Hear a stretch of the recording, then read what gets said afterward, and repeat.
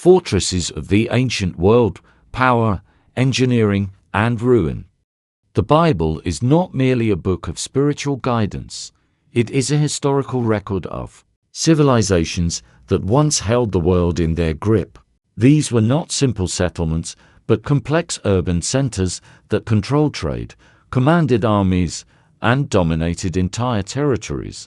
They boasted multiple walls, gates reinforced with metal, artificial platforms, and urban systems designed to withstand years of siege.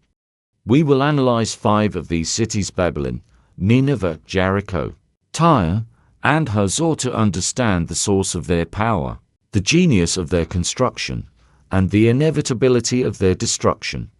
1. Babylon, the center of human dominion, power. Babylon stands in the biblical and historical record as the ultimate symbol of organized human power. Located strategically between the Tigris and Euphrates rivers in Mesopotamia, it was the nerve center of an empire. Its power was not just military, but administrative. From this single urban center, decisions were made that affected nations thousands of miles away. It concentrated political authority, immense wealth, and agricultural control, placing it far ahead of any other city of its time. Construction. Babylon was planned as a monumental fortress. Its engineers utilized materials native to the region, baked bricks and bitumen. Unlike mud, these materials were highly resistant to water, a crucial feature in a river valley. The city was encased in double walls so wide that troops and war chariots could maneuver on top of them, turning the walls into active fighting platforms rather than just barriers. The city's engineering legacy dates back to the Tower of Babel in the plain of Shinar. Long before Imperial Babylon, humanity attempted its first great centralization of power using the same brick and bitumen technology. That project was stopped not by structural failure, but by divine intervention. The confusion of languages. Centuries later, Imperial Babylon rose on that same foundation of ambition. Its most famous engineering feat was the Hanging Gardens, traditionally associated with Nebuchadnezzar II, built on elevated stone terraces. These gardens required a complex hydraulic system to lift water from the Euphrates to the upper left. As a display of mastery over nature, comfort, and aesthetics. Destruction. Despite its impregnable appearance, Babylon fell suddenly. The Book of Daniel records that the city was conquered on the very night the king was celebrating in his palace. Historically, the Medo-Persian army executed a brilliant engineering maneuver. They diverted the Euphrates River, lowering the water level. This allowed troops to march under the walls, through the riverbed, bypassing the massive gates. The city that symbolized human dominion became a ruin. Today, located about 85 kilometers south of Baghdad, only archaeological remains of its walls and palaces testify to its former glory. 2. Nineveh, the war machine. Power. Nineveh was the brain of the Assyrian military machine. As the capital of the Assyrian Empire, it was synonymous with aggression, territorial expansion, and absolute control. Located on the Tigris River, it facilitated the rapid deployment of armies and the transport of tribute from conquered nations.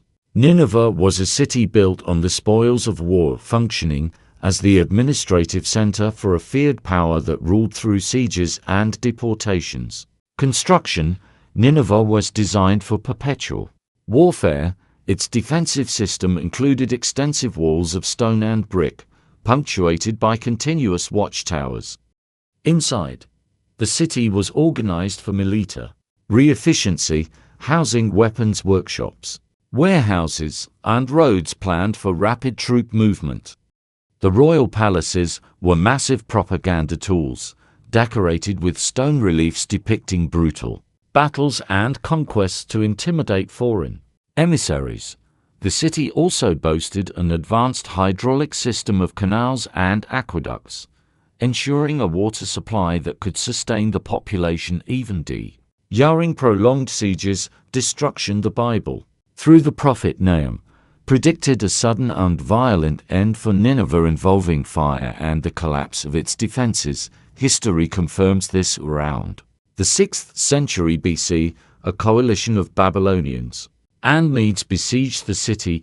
Ancient accounts suggest that a flood of the Tigris River may have weakened the walls, allowing the invaders to breach the defenses. The destruction was total fire, looting, and abandonment. Unlike other capitals, Nineveh was never rebuilt. It was buried so effectively by time that its location was lost for centuries, only rediscovered by modern archaeologists. Near present-day Mosul, Iraq, 3 Jericho, the gateway fortress. Jericho's power lay in its geography. Located in the Jordan Valley, it controlled the entrance to the land of Canaan. It was not an expansionist empire, but a blockade city. Whoever held Jericho held the key to the region.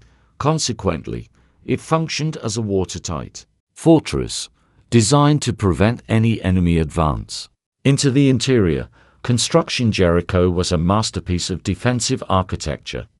It was compact and dense, making internal defense easier. The city was surrounded by a sophisticated system of walls. The base was a retaining wall of stone, topped by a high wall of mud bricks.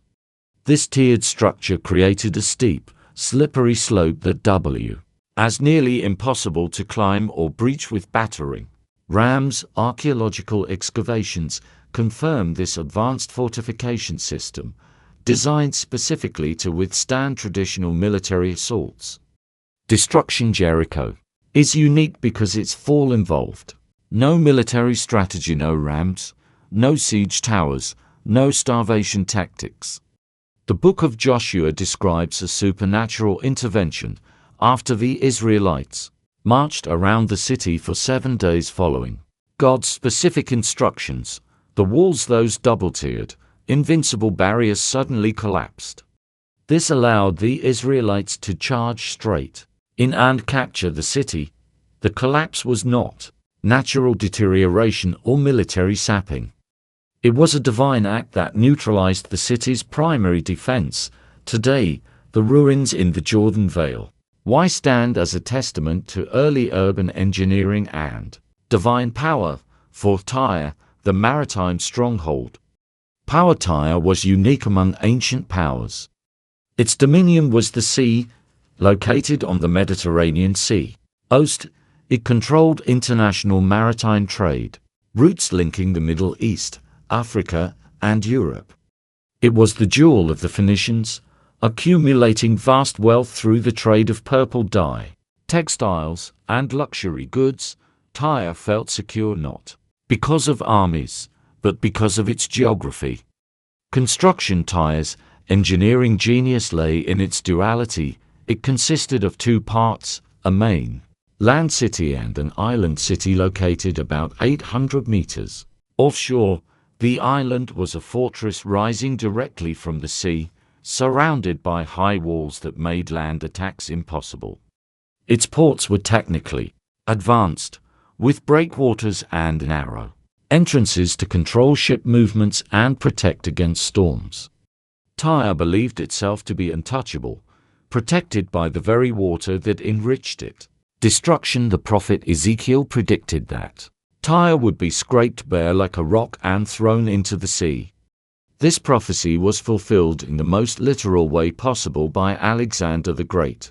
When the island city refused to surrender, Alexander did the unthinkable. He demolished the mainland city of Tyre and used the rubble, stones, timber, and dust to build an artificial causeway across the water to the island. He turned the sea into land. This engineering feat allowed his siege engines to roll right up to the island's walls. Tyre was sacked and destroyed. The ancient causeway still exists today, permanently connecting the island to the mainland in modern Lebanon. 5 Hazor, the head of all those kingdoms. Power Hazor was the dominant power in northern Canaan. It was not just a city, it was the head of a coalition of kingdoms. Its king exercised authority over surrounding rulers, coordinating regional defense and trade routes linking Egypt and Mesopotamia. Hazor's massive population and strategic location made it the command center of the north. Construction Hazor's urban planning was advanced.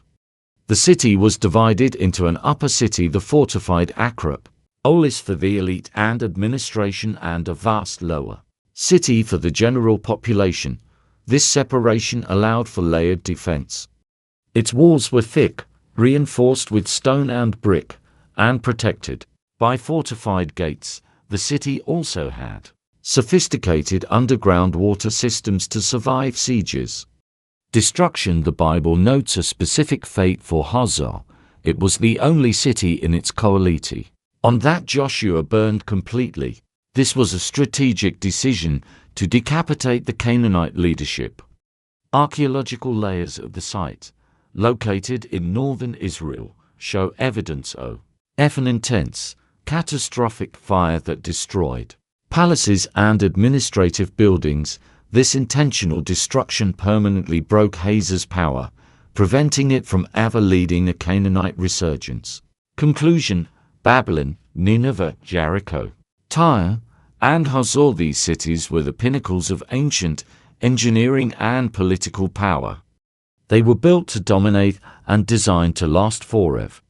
Yet, in every case, their walls fell, their strategies failed, and their dominance ended, confirming the historical and biblical reality that no human power is absolute.